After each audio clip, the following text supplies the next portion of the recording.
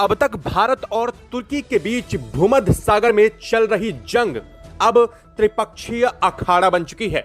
भूमध्य सागर का माहौल इतना गर्म आज तक के इतिहास में इससे पहले कभी भी नहीं देखा गया था, क्योंकि अब एक नहीं दो नहीं बल्कि तीन दिग्गज ताकतों का आमना सामना भूमध्य सागर में हो चुका है।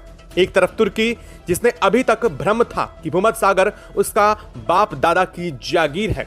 दूसरी तरफ भारत, जिसने साफ साफ कह दिया था कि भूमध्य सागर किसी की बपौती नहीं है, बल्कि यह एक इंटरनेशनल वाटरवे है और इस पर सबका उतना ही अधिकार है जितना कि तुर्की का है।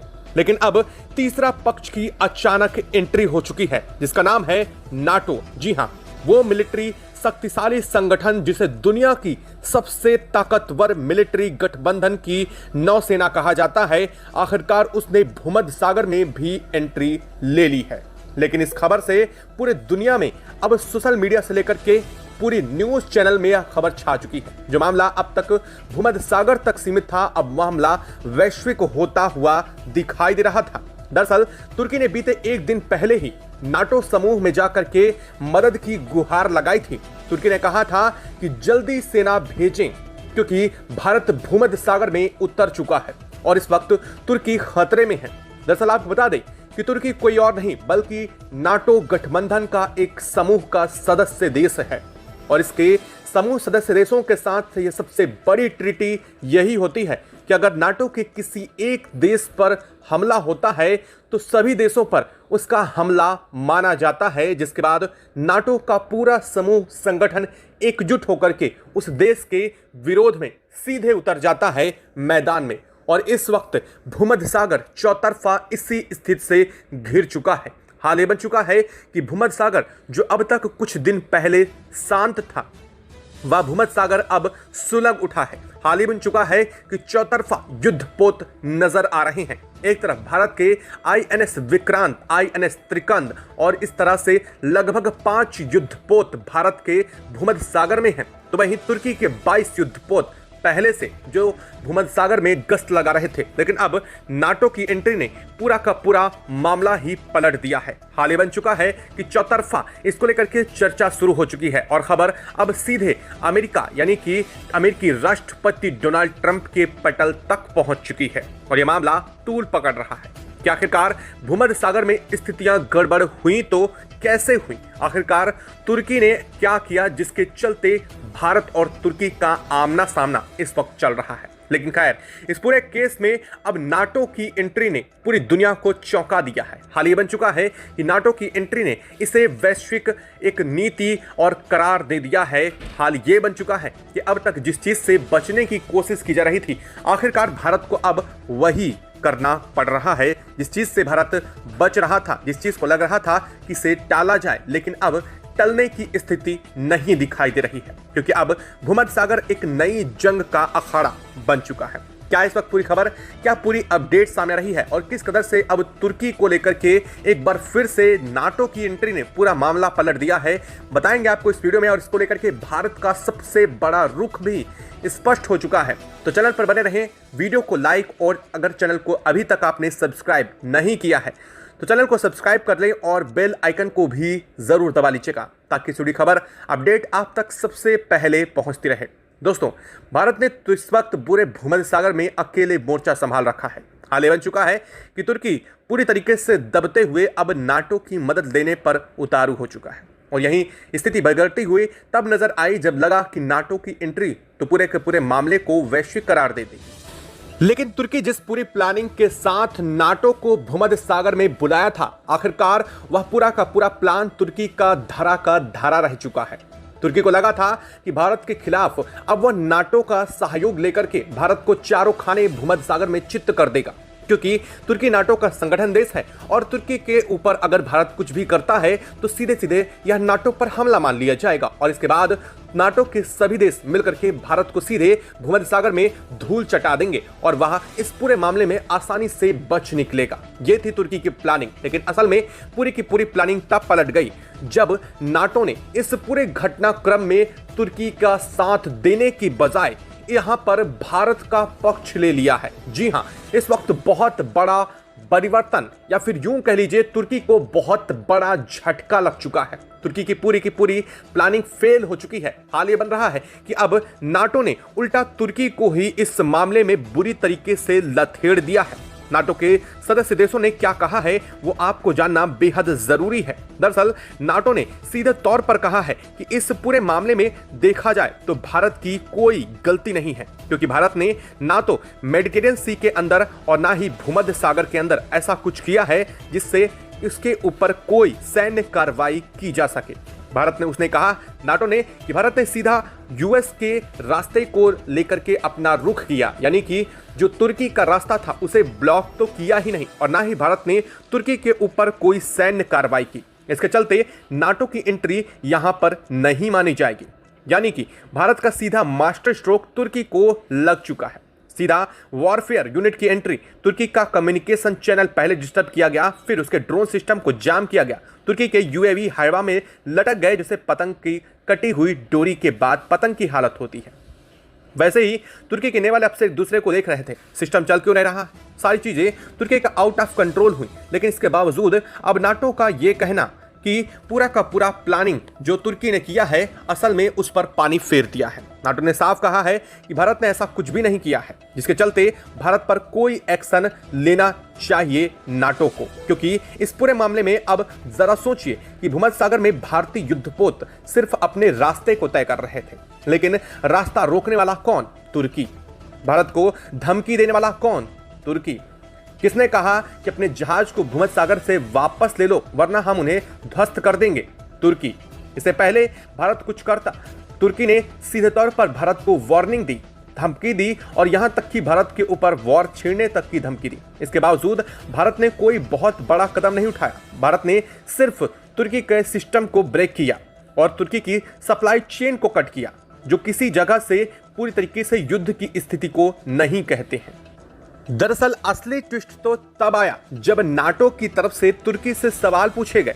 नाटो ने पूछा कि आखिरकार भारत ने किया क्या है और किस वजह से नाटो की एंट्री यहां पर बहुत जरूरी मानी जा रही है। किस कदर से हम ये मान लें कि भारत ने तुर्की के ऊपर अटैक किया है, कोई प्रूफ है? लेकिन जवाब में ब्रिटेन ने कहा अगर तोड़ा है तो उसका प्रूफ दिखाओ। अमेरिका ने कहा तुर्की ने पहले भड़काया था, भारत ने बाद में रिएक्ट किया। उसी जगह जर्मनी ने कहा हम तो न्यूट्रल रहेंगे। फ्रांस ने तो हंसकर कहा इंडिया को प्रोवोक करोगे तो यही होगा। अब बताइए, जब दुश्मन को अपने घर वाले ही समझाने लग जाए तो उसकी हालत कैसी हुई होगी। इसी हालत में तुर्की को झुकना पड़ रहा है। हाल ये बन चुका है कि उसके गुपचुप बैक चैनल से भारत को संदेश भेजा है कि हम संघर्ष नहीं चाहते हैं, बातचीत के लिए हम तैयार हैं। पर दोस्तों, अब भारत पुराने जमाने वाला शांत रहने वाला भारत नहीं है। भारत ने साफ कह दिया बातचीत वहीं होगी जहां हम चाहेंगे, शर्तें वही रखी जाएंगी जो हम चाहेंगे। लेकिन अब इस पूरे मामले में जब नाटो की एंट्री हुई ही है तो अब इस मामले में फैसले के बीच नाटो की एंट्री भी जरूरी रहेगी। दरअसल नाटो ने साफ कर दिया है कि ना तो वो इस पूरे मामले में तुर्की का साथ देने वाला है और ना ही वो किसी भी तरीके से भारत के इस फैसले की खिलाफत करने वाला है, क्योंकि दरअसल भारत ने इंटरनेशनल लॉ को ब्रेक नहीं बल्कि मेंटेन करने का काम किया है। असल में वास्तव में बात की जाए तो जो वाटर सी वाटरवे होते हैं उन वाटरवे पर किसी देश का कॉपीराइट नहीं होता है, चाहे भूमध्य सागर हो, लाल सागर हो, इंडियन ओशियन हो या फिर नॉर्थ ओशियन हो। कोई भी ऐसा ओशियन या भी कोई भी ऐसा सागर जहां से वर्ल्ड के व्यापार कंट्रोल होते हैं, उस जगह पर अगर कोई देश कंट्रोल करने की कोशिश करता है तो वो देश इंटरनेशनल लॉ को ब्रेक कर रहा है। यानी कि जो तुर्की ने किया था वो इंटरनेशनल लॉ को ब्रेक किया गया था, जिसके चलते भारत को यहां कड़ा एक्शन लेने के लिए पूरे के पूरे अधिकार थे और इन्हीं अधिकारों के चलते भारत ने तुर्की पर एक्शन लिए थे। दरअसल तुर्की भूमध्य सागर में अपने नेवल बेस को तैयार कर रहा था और ये नेवल बेस तुर्की के 240 नॉटिकल माइल जो समुद्री सीमा है उससे दोहार बाहर का था और बाहर का होने की वजह से यहां पर पूरा अधिकार था कि भारत इस पर कोई भी कड़ा एक्शन ले सकता था, क्योंकि यहां पर भारत के रास्ते में रुकावट डाली गई थी। अगर आपको याद हो, भारत का INS त्रिकंद जब अपने वॉरफेयर के साथ आगे बढ़ रहा था तब तुर्की ने इस पर वार्निंग दी थी, जिसके चलते तुर्की यहां पर पहले ही गलत साबित हो चुका है। और अब रही बात नाटो की, तो जहां दुनिया ये मान रही थी कि नाटो तुर्की की वजह से अगर भारत से भिड़ता है तो ये वार इंटरनेशनल बन जाएगी, लेकिन अब यह वार को लेकर भी पूरे नाटो ने अपना पलड़ा झाड़ दिया है, या यूं कह लीजिए तुर्की के लिए एक बहुत बड़ा धोखा है। असल में कहा जाए तो तुर्की को धोखा नहीं बल्कि उसके कर्मों की असल में सजा मिली है, क्योंकि तुर्की को लग रहा था कि वो इस तरह से करेगा और नाटो का साथ लेकर के भारत के साथ जंग छेड़ देगा। और इस मामले में सीधी बात है कि जहां पर लगभग 32 देश जिसमें अमेरिका खुद भी शामिल होगा, अगर ऐसी स्थिति होती है तो सीधे भारत की हार हो जाती। लेकिन यहां पर भारत ने न सिर्फ स्ट्रेटेजिक प्लानिंग काम की बल्कि भारत की सामरिक शक्तियों ने भी बहुत बड़ा ठोस कदम उठाया था, क्योंकि तुर्की को ऐसे जख्म भारत ने दिए जो दुनिया को दिखने वाले ही नहीं थे। भारत ने किया क्या? तुर्की के पूरे सिस्टम को ब्लॉक किया, उसे अंडर एस्टिमेट करने वाले उसके सबसे ताकतवर ड्रोन्स के जो पूरा का पूरा था सिस्टम, उसे क्रैश कर दिया। भारत ने उसकी सप्लाई चेन को कट किया, यहां तक कोई इंटरनेशनल लॉ को भारत ने ब्रेक नहीं किया था, जिसके चलते पूरा का पूरा नाटो समूह इस वक्त उल्टा भारत के साथ खड़ा हो चुका है। और अब तुर्की एक बार फिर से नया राग आलापना शुरू कर चुका है। इस खबर के आने के साथ ही तुर्की पूरी तरीके से बिलबिला उठा है। तुर्की को लगा है कि उसके साथ नाटो ने धोखा किया है, उसके साथ उसे नाटो का सदस्य बना करके उसे नाटो के सदस्य के बराबर पूरा दर्जा नहीं मिल रहा है, क्योंकि उसे लगा था कि भारत के ऊपर इस वक्त नाटो को टूट पड़ना चाहिए, लेकिन ऐसा हुआ ही नहीं। और अब इस मामले में तुर्की अमेरिका के पैर पकड़ना शुरू कर चुका है। तुर्की को लग रहा है कि अब इस मामले में कोई अगर उसे बचा सकता है तो वो है अमेरिका, क्योंकि इस वक्त अगर देखा जाए तो जियोग्राफिकल कंडीशन से लेकर के भारत की व्यापार स्थितियां अमेरिका के अनुकूल हैं ही नहीं। अमेरिकी राष्ट्रपति डोनाल्ड ट्रंप दिन ब दिन भारत को लेकर के कड़ा रुख दिखाने की कोशिश करते हैं, बदले में भारत भी वैसा ही कर रहा है। तो यहाँ पर अगर देखा जाए तो एक इकोनॉमिक वार चल रही है। तुर्की इस वार का फायदा उठाने की कोशिश कर रहा है। तुर्की ने सीधे अमेरिका से संपर्क साधा। तुर्की का यह कहना है कि अब इस मामले में तुर्की के साथ अमेरिका जल्द से जल्द अपनी सेना भेजे, और इस सेना को भेजने के लिए तुर्की ने पूरे के पूरे सारे तैयारी और हर चीज को करने की कोशिश की है। तुर्की ने अपने डेलीगेट्स को अमेरिका भेजा है, अमेरिकी राष्ट्रपति डोनाल्ड ट्रंप से मुलाकात करने के लिए, अमेरिकी रक्षा मंत्री से सहायता के लिए, ताकि वो भूमध्य सागर में एक बार फिर से अपनी दादागिरी शुरू कर सके। खैर, इस मामले में तो अमेरिका भी कुछ नहीं कर पाएगा। सीधी बात यह है कि भूमध्य सागर में किसी देश की दादागिरी चल ही नहीं सकती है। रीजन ये है कि यहाँ से ना सिर्फ अमेरिका का, ना सिर्फ नाटो देशों का, बल्कि दुनिया के सभी देशों का व्यापार होता है। और यहाँ पर अगर बात की जाए तो यहाँ पर मौजूदा स्वेज नहर से ही मेडिटेरियन से गुजरता है, जिसके बारे में आप लगभग जानते ही होंगे कि यह सबसे बड़ा व्यापारिक क्षेत्र है। और इसीलिए इस जगह पर किसी भी तरीके से तुर्की को कोई भी हिम्मत नहीं मिलने वाली है। वहीं अब इस मामले से चिढ़ा हुआ तुर्की उल्टा नाटो में बैठ चुका है। उसने कहा है कि नाटो से वो अपनी सदस्यता वापस लेने की तैयारी कर रहा है, क्योंकि उसके साथ नाटो में इंसाफ नहीं किया है। वहीं अब इस मामले को लेकर के तुर्की यूएन में कूद पड़ा। जहां तक तुर्की से जो बन पड़ रहा है वो करने की कोशिश कर रहा है। तुर्की वो देश है जो मौका पाते ही भारत के पीठ पीछे छुरा घोंपने में कतई कसर नहीं छोड़ेगा। इससे एक बात तो साफ हो जाती है, तुर्की अब यूनाइटेड नेशन को लेकर भी भारत की खिलाफत करना शुरू कर चुका है। तुर्की ने 18 देशों का संगठन बनाया है, और ये 18 देशों के संगठन में लगभग 12 देश मुस्लिम देश हैं। और ये मुस्लिम देश वो कह रहे हैं जो तुर्की कहने की कोशिश कर रहा है। दरअसल तुर्की का यह कहना है कि भारत को स्थायी सदस्यता कभी नहीं मिलनी चाहिए, क्योंकि अगर तुर्की को स्थायी सदस्यता मिल गई तो वह गल्फ नेशन और मुस्लिम कंट्रीज के लिए सबसे बड़ा घातक होगा। क्योंकि तुर्की यह मानता है कि भारत एक हिंदू राष्ट्र है, और हिंदू राष्ट्र मुस्लिम के लिए बिल्कुल कट्टर होते हैं। खैर, भारत की नीतियां ऐसी नहीं है, लेकिन अब तुर्की को समझाए तो कौन समझाए। दूसरी तरफ अब सऊदी अरब, इराक, ईरान जैसे देश जो पहले ही तुर्की के साथ पूरी तरीके से खड़े नहीं थे, इस पूरे कदम के बाद जहां नाटो ने अपने कदम पीछे कर लिए, तो अब इन देशों ने भी तुर्की को अलग थलग छोड़ दिया है। इन देशों का कहना है कि हमारा तुर्की से कोई लेना देना नहीं है, हम नहीं चाहते हैं। अगर तुर्की चाहता है कि वो भारत से भिड़े तो यह उसका खुद का पर्सनल डिसीजन होगा, इसमें हमारी कोई भी सहभागिता नहीं होगी। वहीं दूसरी तरफ भारत के साथ तो इजराइल खड़ा ही है।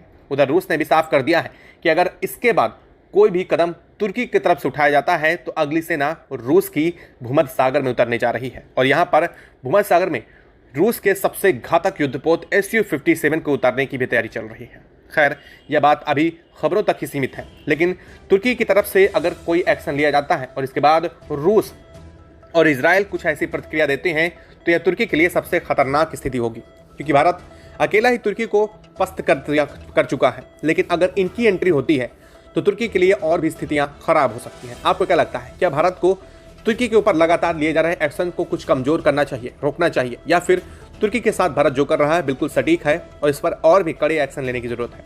कमेंट बॉक्स में लिख करके जरूर बताइएगा। साथ ही वीडियो को लाइक और चैनल को अगर अभी तक सब्सक्राइब नहीं किया तो सब्सक्राइब कर लें और बेल आइकन को भी जरूर दबा लीजिएगा। जय हिंद दोस्तों।